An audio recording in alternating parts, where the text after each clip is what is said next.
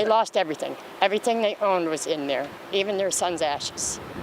And you just heard it there. For families who live at the Markham Meadows Campground in East Hampton, it was a scary start to their morning.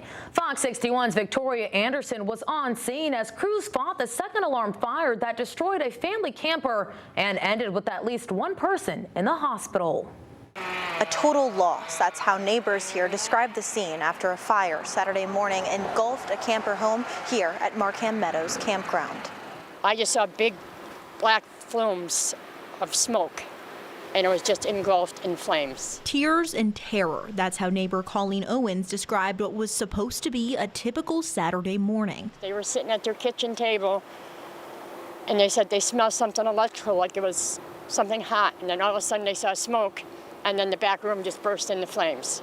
East Hampton Fire Department responded to the Markham Meadows Campground around 7 a.m. Saturday to reports of a camper on fire. There was also a propane exposure with one of the propane tanks, so we had a 250-pound propane tank that was on fire as well.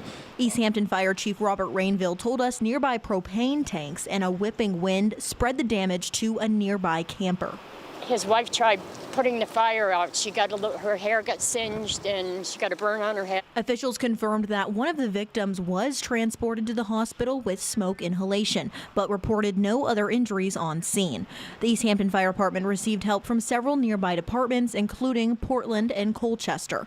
Their team is now handing the case over to the state fire marshal's office. Neighbors tell us the victims were one of the first families to call the campground home, starting off with just tents back in the 70s. But now, 50 years later, they lost everything. Everything they owned was in there.